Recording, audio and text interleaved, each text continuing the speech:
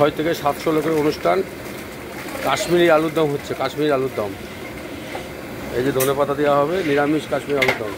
পেঁয়াজ রসুন যাবে না, জিরে ধনে গুঁড়ো চাল মগজ কাজু বাটা দিয়ে রান্না হচ্ছে। ঘি গরম মশলা তো আছেই।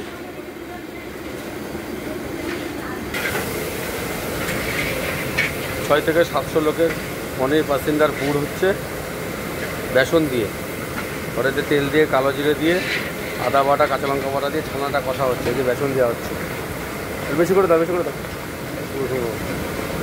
বেসন দেওয়া হচ্ছে, এটা ছানা। অনেক জায়গায় পালং শাক দিয়েও হয় পুর, তা আজকে ছানা দিয়ে হচ্ছে।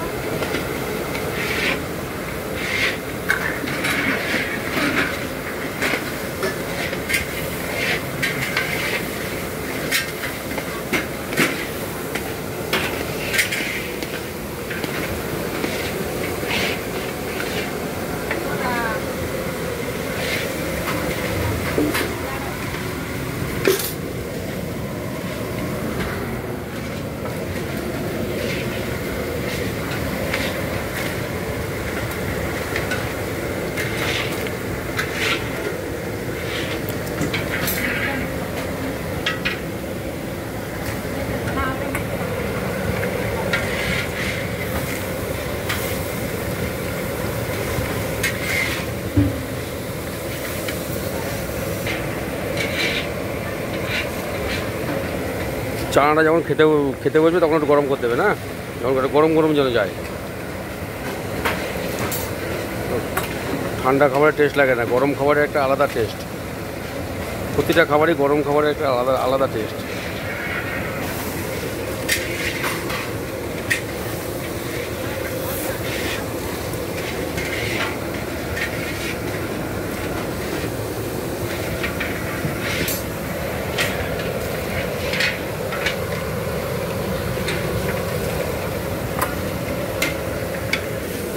কি দিচ্ছ মেজবো? গোলমরিচে গুঁড়ো দাও, নিচে করে দাও, নিচে করে দাও।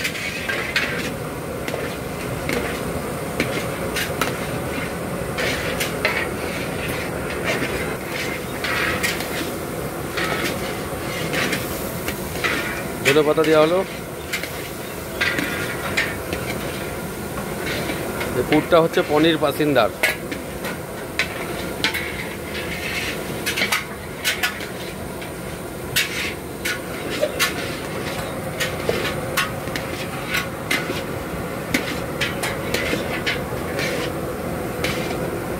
আমরা রাত 4টের সময় ঘুম থেকে উঠে এসেছি এখানে, এসে 4টি কমপ্লিট হয়ে গেছে। চানা মশলা কমপ্লিট হয়ে গেল, ফ্রাইড রাইস হচ্ছে, আলুর দম হয়ে গেল। দাও আর একটু কাজু কিশমিশ দাও। পনির পাসিন্দার পুর।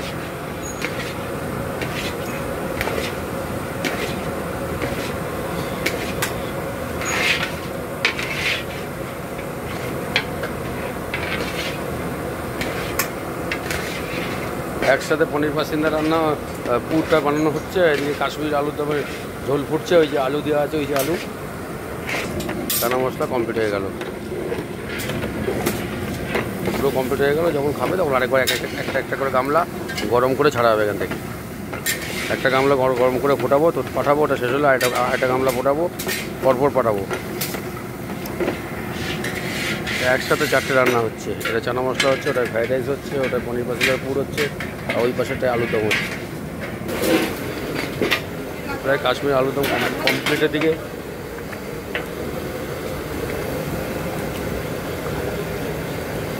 তাহলে এটা কাশ্মীর আলুর দম, এটা পনির পাসিন্দার পুর ছানা দিয়ে হচ্ছে, এটা ফ্রাইড রাইস হচ্ছে, আর ওইটা তো চানা মশলা আপনাদের দেখিয়েছি। ওই যে চানা মশলা একসাথে 4টে রান্না লাগছে।